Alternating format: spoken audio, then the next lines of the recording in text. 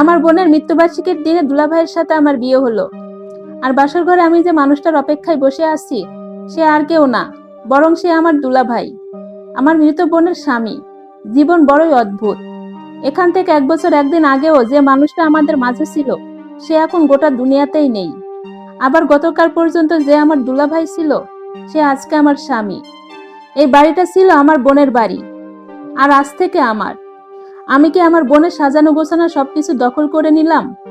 কিন্তু এই বিয়েটা আমি করতে চাইনি। সবকিছু কেমন হঠাৎ করেই হয়ে গেল। দুলাভাইকে আমি বলেছিলাম এই বিয়ে করব না, কিন্তু সে আমার কথা না রেখে আব্বা আম্মাকে বিয়ের মত দিয়ে দিল। কেন করলো এরকম? যেখানে আগে দুলাভাইকে আমি নিজের ভাইয়ের মতো ভাবতাম, সেখানে আজ থেকে সে আমার স্বামী। যেখানে সে রাইসের খালা ছিল, আজ থেকে মা। মা, মা, উফ, আল্লাহ! কথাগুলো ভাবতে ভাবতে 2 হাত দিয়ে মাথা চেপে ধরলো মাহি। রাগে দুঃখে বিরক্তিতে ওর মাথা ফেটে যাওয়ার জোগাড়। মাহি কখনো ক্ষমা করবে না নিজের বাবা মাকে, কোনো দিনও না। নিজের বড় মেয়ের সাজানো গোছানো সংসার যাতে অন্য কারো না হয়, অথচ তারা একবারও ওর কথাটা ভাবলো না। কেন ভাবলো না? নাকি অন্য কোনো কারণ আছে? কি কারণ হতে পারে? রাইসার জন্য? রাইসা যাতে মায়ের শূন্যতা অনুভব না করে তাই? দরজা খোলার শব্দে মাহির ভাবনার সুতা কাটলো। কেঁপে উঠল মাহি, চোখ তুলে সামনে তাকানোর সাহস পেল না ও। একটু পর কি হতে চলেছে তা ভাবলে ওর হাত পা ঠান্ডা হয়ে যাচ্ছে। দুলাভাইয়ের সাথে বাসর করবে? সি! অযাচিত ভাবনারা মাথার মধ্যে কিলবিল করছে। মাহি মাথা নিচু করে চোখ বন্ধ করে বসে আছে। শরীরে জড়ানো বিয়ের শাড়ি। হ্যাঁ, এই বিয়ের শাড়িটাও ওর বোনের। কিছুক্ষণ বাদে মাহি অনুভব করলো ওর পাশে কেউ বসেছে। এ মুহূর্তে মাহির মনে হলো ওর আত্মাটা বেরিয়ে যাবে শরীর ছেড়ে। অস্পষ্ট স্বরে ওর মুখ থেকে বের হলো, দুলাভাই। বাসর ঘরে নিজের স্বামীকে দুলাভাই ডাকা, এটা কতটুকু ঠিক বেঠিক তা মাহির বুঝে এলো না। সম্পর্কের একটি টানাপোড়েনে পড়ল সে। শান্ত হও মাহি, সারাদিন অনেক ধকল গেছে তোমার। এখন কাপড় চেঞ্জ করে শুয়ে পড়ো। আমি রাইসাকে নিয়ে পাশের ঘরে আসছি। আমি তো আপনাকে বারণ করেছিলাম দুলাভাই, তারপরও কেন আপনি আমাকে বিয়ে করলেন? এখন এসব বলার সময় নয় মাহি, তুমি শুয়ে পড়ো। মির্জা ফায়াজ আরাফের কথা শুনে তেতে উঠল অজান্তা নাউরোজ মাহি। ডুকরে কেঁদে বলল, আমার জীবনটা তছনছ করে দিয়ে বলছেন শুয়ে পড়ো? আপনি কেমন মানুষ বলুন তো? আমার বোনের মৃত্যুর আজ 1 বছর হলো, আর আজই আপনি আমাকে বিয়ে করলেন? কেন করলেন এমন? আমি আপনাকে ঘৃণা করি, জাস্ট ঘৃণা করি। মাহির কথা শুনে আরাফ শান্ত চোখে ওর দিকে তাকালো। অনেক কিছু বলার থাকলেও সে কিছুই বলল না, কেবল দীর্ঘশ্বাস ফেলে উঠে দাঁড়ালো। আরাফের নীরবতায় মাহির ক্রোধের মাত্রা আরো বাড়ল। ও খাট থেকে নেমে দাঁড়ালো আরাফের সামনে। কপালে বিন্দু বিন্দু ঘাম জমে আছে, যার কারণে বেবি হেয়ার গুলো লেপ্টে আছে। অতিরিক্ত কান্নার ফলে চোখের কাজল লেপ্টে গেছে। দাঁড়ান, কোথাও যাবেন না আপনি। আমার প্রশ্নের জবাব দিয়ে যান। এত অকৃতজ্ঞ কেন আপনি? আমি রাইসাকে ভালোবাসি না। আপু চলে যাওয়ার পর কে মানুষ করেছে রাইসাকে? আমি কি পারতাম না ওকে বড় করতে? আপনি কেন আমার জীবন নষ্ট করলেন? ছোট লোক কোথাকার! আপার মৃত্যুবার্ষিকীর দিনে আমাকে বিয়ে করলেন আপনি? আমার বাবা মাকে কিসের লোভ দেখিয়েছেন আপনি? এত ধন সম্পদ দিয়ে আমাকে কিনে নিয়েছেন আপনি? এতগুলো কথা একসাথে বলে মাহি হাঁপিয়ে উঠল। মাহি কথা শেষ করে আরাফের দিকে তাকালো। শেষের কথাটা শুনে আরাফের চোয়াল শক্ত হয়ে উঠল। চোখ দুটো মুহূর্তেই লাল হয়ে গেল। এতক্ষণ ধরে নিজেকে শান্ত রাখলেও এবার যেন তার ভেতরে জমে থাকা সমস্ত চাপ একসাথে বিস্ফোরিত হলো। একটা সীমা থাকে মাহি। দম বন্ধ গলায় কথাটা বলে আরাফ চোখ বন্ধ করলো এক মুহূর্তের জন্য, যেন নিজেকে সামলানোর চেষ্টা করছে সে। কিন্তু মাহি একদম লিমিট ক্রস করে গেছে। মাহি আরাফের কথা বুঝে ওঠার আগে ওর গালে ঠাস করে এক চড় পড়ল।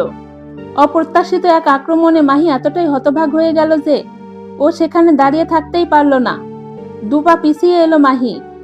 অবিশ্বাস্য চাহনিতে তাকিয়ে থাকলো আরাফের দিকে। হ্যাঁ, এটা ঠিক, মাহি রাগের বশবর্তী হয়ে একটু বেশি বলে ফেলেছে। তাই বলে আরাফ ওকে মারবে? মাহি এরপর খাটের উপর বসলো। কাঁদতেও ভুলে গেছে সে। বলার মতো আর কিছু খুঁজে পেল না। আরাফ কিছুক্ষণ দাঁড়িয়ে থেকে কি যেন একটা ভাবলো, এরপর প্রস্থান করলো রুম থেকে। মাহি তখনও নির্জীব হয়ে বসে আছে। আরাফ চলে গেছে বুঝতে পেরে হাউমাউ করে কেঁদে উঠল মেয়েটা। 17 বছরের মেয়েটা কিছুতেই তার জীবনের এই ধ্বংস মেনে নিতে পারছে না। সকাল 6টার দিকে ঘুম ভাঙলো মাহির। সারা রাত কান্না করেছে সে। রাত 2টার দিকে একটু ঘুম এসেছিল। ভোরের আলো ফুটতে না ফুটতে ঘুম ভেঙে গেল মেয়েটার। অতিরিক্ত কান্না করার কারণে চোখ দুটো লাল হয়ে গেছে। মাহি বিছানা ছেড়ে উঠল। এখন একটু ফ্রেশ হওয়ার দরকার। শরীরে এখনো সেই শাড়ি জড়ানো আছে। নিজের ভাবনা মোতাবেক কাজ করলো মাহি। ফ্রেশ হয়ে একটা সাধারণ লাল রঙা 3 পিস পরে নিল সে। ফর্সা মলিন মুখটাতে হালকা প্রসাধনী ব্যবহার করলো। ড্রেসিং টেবিলের আয়নায় নিজের প্রতিচ্ছবি দেখে দুঃখরা সব আবার মাথাচাড়া দিয়ে উঠল। ফের কেঁদে উঠল মাহি। কালকের চরের ডাকটা এখনো বাম গালে রয়েছে। মাহি কান্নার ফাঁকে শুনতে পেল কারো মিহি গলার স্বর। কান্না থামিয়ে একটু খেয়াল দিলেই শুনতে পেল রাইসা আর আরাফের কণ্ঠস্বর। মাহির এসবে ইন্টারেস্ট নেই, তবুও ও দেখতে চাইল ওরা দুজন কি করছে। মাহি টুকটুক করে রুমের জানালার কাছে গেল। শুভ্র রঙা পর্দা সরিয়ে তাকালো বাইরে। মাহির নজরে গেল একটা ছোট্ট পুতুলের দিকে। বয়স মাত্র 3 বছর। বুলবুলি পাখির মতো ঠোঁট নাড়িয়ে বাবার সাথে কি যেন বলছে সে। মাহির হঠাৎ খেয়াল হলো রাইসারা ওর বড় বোন রাদিয়ার কবরের সামনে গেছে। ও বাবা, আম্মু ওখানে তুইয়ে আতে। বাবা বাবা, আম্মু ওখানে শুয়ে আছে। হ্যাঁ বাবা, তোমার আম্মু ওখানে শুয়ে আছে। তুমি কি আম্মুর সাথে কথা বলছো? ছোট্ট রাইসা বোঝেও না ওর মা মারা গেছে এবং ওই কবরে শুয়ে আছে। রাইসা কিছু না বুঝে অনেকক্ষণ তাকিয়ে রইল কবরটার দিকে। এরপরও আরাফের হাত ধরে ঝাঁকাতে ঝাঁকাতে বলল, ও বাবা, আম্মু ওতানে তুই আতে না। ওতানে তো নুংলা তুব, পলিকটার তুলতে হবে তলো।